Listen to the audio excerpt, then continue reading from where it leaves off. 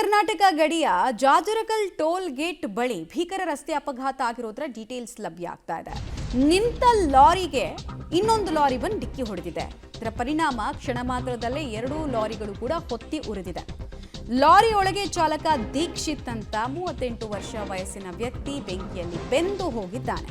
ಬಳ್ಳಾರಿ ಜಿಲ್ಲೆಯ ಗಡಿಭಾಗದ ಆಂಧ್ರದ ಅನಂತಪುರ ಜಿಲ್ಲೆಯ ಡಿ ಹಿರೇಹಾಳ ಬಳಿ ಘಟನೆಯಾಗಿದೆ.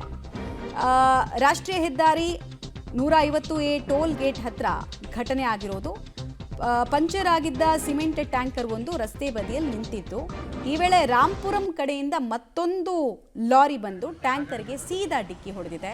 ಬೆಂಕಿಯ ಕೆನ್ನಾಲಿಗೆ ಹೇಗೆ ಚಾಚಿದೆ ಮತ್ತು ಡೆಡ್ಲಿ ಆಕ್ಸಿಡೆಂಟ್ನ ದೃಶ್ಯಾವಳಿಗಳನ್ನು ನೋಡ್ತಾ ಇದ್ದೀರಾ. 2 ಹೆವಿ ವೆಹಿಕಲ್ಸ್ ಇದ್ದಿದ್ದು ಸಿಮೆಂಟ್, ಹೈಲಿ ಇನ್ಫ್ಲೇಮಬಲ್. ಇದು ಸಣ್ಣ ಅಗ್ನಿ ದುರಂತ ಆದರೂ ಕೂಡ ಕ್ಷಣ ಮಾತ್ರದಲ್ಲಿ ಹೊತ್ತಿ ಉರಿಯುತ್ತೆ. ಈ ಕಾರಣಕ್ಕೆ ಒಳಗಡೆ ಇದ್ದವರು ಆಚೆ ಬರೋದಕ್ಕೂ ಟೈಮ್ ಸಿಕ್ಕಿಲ್ಲ. ಆಯ್ತು, ಆ ಗಾಡಿ ಬಿಡುತ್ತೆ, ಆ ಗಾಡಿ ಬಿಡುತ್ತೆ.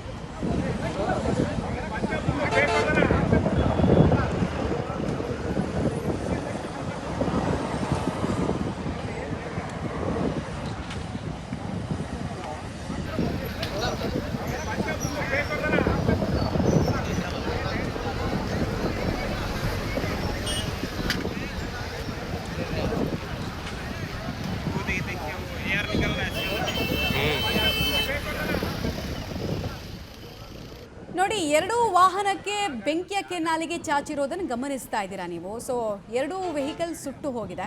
ಅದರಲ್ಲಿ ಒಬ್ಬರು ಪ್ರಾಣನೇ ಕಳ್ಕೊಂಡಿದ್ದಾರೆ ಅನ್ನೋದು ನಿಜವಾಗ್ಲೂ ಬೆಚ್ಚಬಿಡಿಸುವಂತಹ ವಿಚಾರ ಆಗ್ತಾ ಇದೆ. ಒಂದರಲ್ಲಿ ಸಿಮೆಂಟ್ ಲೋಡ್ ಇತ್ತು, ಒಂದು ಪಂಚರ್ ಆಗಿತ್ತು, ಹಿಂದೆಯಿಂದ ಬಂದು ಇನ್ನೊಂದು ಗಾಡಿ ಹೊಡೆದಿದೆ.